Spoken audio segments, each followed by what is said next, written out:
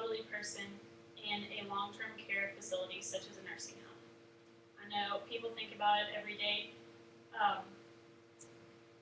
Care of an elderly person can be very time-consuming and exhausting. Sometimes we need to put them in a place where they can be cared for 24 hours a day, 7 days a week. Nursing homes are usually that solution. But research has shown that nursing homes can be detrimental to an elderly person's health. It diminishes their well-being and it may lead to an early death. The three leading factors that are proven detrimental to an elderly person's well-being in a nursing home are the high cost of nursing home care, the neglect that sometimes can happen when in nursing homes, and the depression that's associated with the separation from what they found was their haven and from family members. The high cost of care can be detrimental to a person's well-being. According to a former New York Times reporter, Jane Gross, states that the annual cost of a nursing home facility for the year 2010 was $75,000. Very few people can pay for this, as we all know. It's an astronomical amount to have to pay for care. In the 1970s, legislators passed Medicare laws. Medicare laws are government-run health care for elderly people, but they cover everything but costs for long-term care. Whenever they passed these laws, people weren't living nearly as long as they were nowadays. And so they weren't thinking about technological advances, medical advances of the future, and the fact that people can be living very long and need money to pay for long-term care. People have to use their retirement that they spent years saving up to use to pay for them for their nursing care. Sometimes the retirement funds run out, and then children of elderly people have to foot the bill. This diminishes their retirement savings, and now their children may not have inheritance. So this causes strain amongst family members. Elderly people that are in homes often feel guilty that that their family members are having to pay all of this money for their health care. So sometimes they just give up. So the financial burden can lead to the detriment of their health, elderly people's health. The Government Accountability Office investigates nursing homes on a yearly basis. They make sure that all nursing homes are up to standards and that people are properly trained to give the care that elderly people need. But in a recent investigation, a New York Times reporter states, Robert Pear is his name, states that over 3,000 nursing homes were cited for deficiencies in recent years. All of these deficiencies include underqualified staff that lead to neglect and abuse of residents there, medical neglect, hygiene neglect, poor nutrition, and emotional neglect. Many times, staff aren't qualified to take care of these people. They aren't tested for background checks, so sometimes they have anger problems. If a person wets the bed or needs to go to the bathroom, sometimes people get angry and either physically or verbally abuse people, and that is not good. Medical neglect occurs whenever people are given the wrong amount of medication, giving too much or too little medication, giving medication that's not theirs. According to Jack Halpern, a creator of the Elderly Advocate, he states that different patients that are difficult, Alzheimer's patients, patients that are refusing to take medicine, don't want to eat, lots of times they're given high dosages of antipsychotics.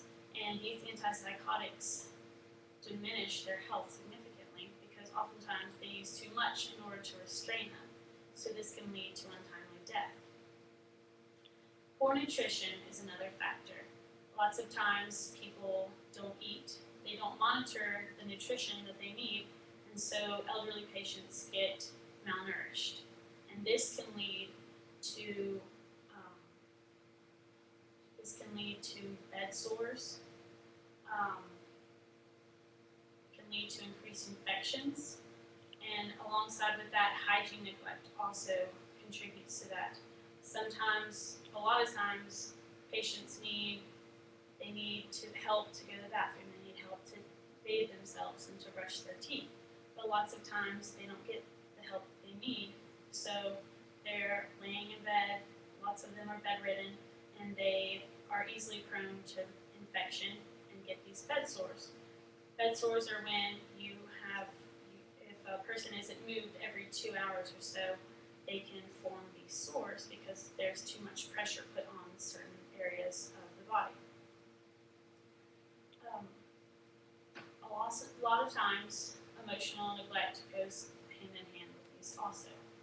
Emotional neglect is usually whenever employees don't take the time to get to know the patients when they get there. They don't take time to ask them how they're doing and help them adjust to the nursing home, because it's really difficult adjusting to a new place once you've been removed from some place that you've known for so long.